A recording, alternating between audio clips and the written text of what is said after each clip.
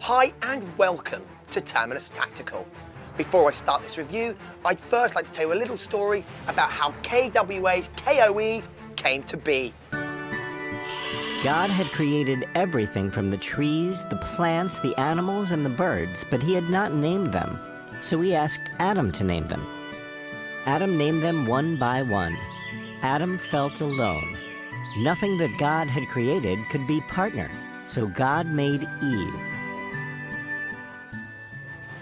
This is Terminus Tactical, and this is the KO EVE-4.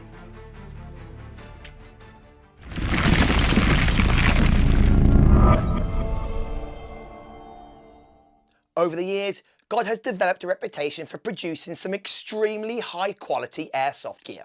And he hasn't fallen short here with KWA's KO EVE. Now, the KO EVE is part of the KWA's Originals line, and unlike the Bible, there are actually two variations of Eve. She's available with a 4-inch M-LOK handguard and a 9-inch M-LOK handguard.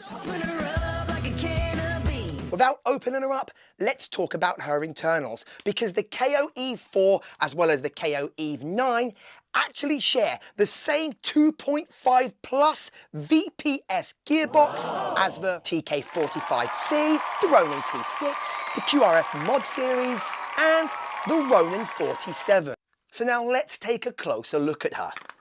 The PDW stock from Folded has an extra 2 positions, and Eve has a lovely textured butt. So she's fully ambidextrous, all the way from the selector switch, to the magazine release, to the bolt release, and the charging handle can change sides. And just like most AEGs, is used to access the hop wheel via the ejection port.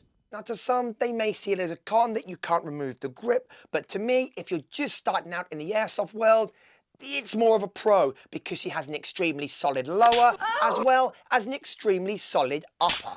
Now, although she may look like just another M4, I'm not like other girls. It's pretty safe to say that KWA have made some dramatic improvements to the overall design and feel of this game-changing AEG. She's solid, ergonomic, compact, and beautifully designed. Now, although I'm not going to do an unboxing because look, that's just not the style of my channel. It would be extremely rude for me not to tell you about some of the things that KWA have included out of the box with the KO EVE. So they really have gone all out. And although I'm not going to show you the instructions and the rest of the paperwork that comes with this, I would like to show you what's in this bag here. Unlike most brands in airsoft, they've actually included an extremely solid KWA branded speed loader. You have this pretty cool looking tool right here, which is actually used for removing these bolts here either side of the gun, so you can actually attach these included QD mounts. And this tool right here, which is actually used for,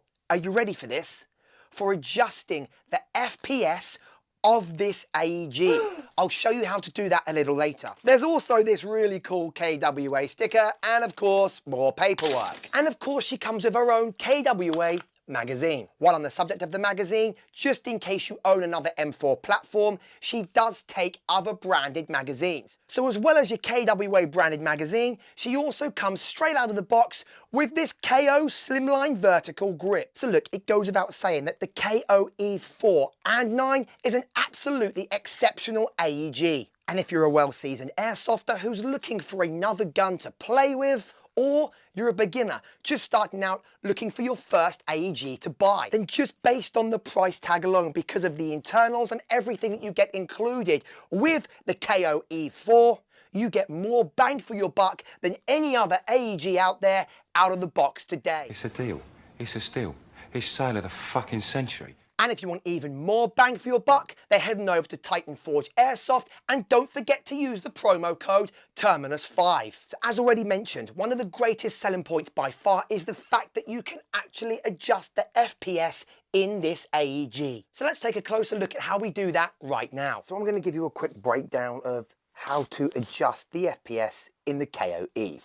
However, it's not just as simple as opening up Eve's back door and shoving in your tool. Oh, Eve, I feel so close to you. To adjust the FPS, you will require a Phillips or crosshead screwdriver. So first of all, you need to remove the stock. Opening up the battery cap, inserting the screwdriver,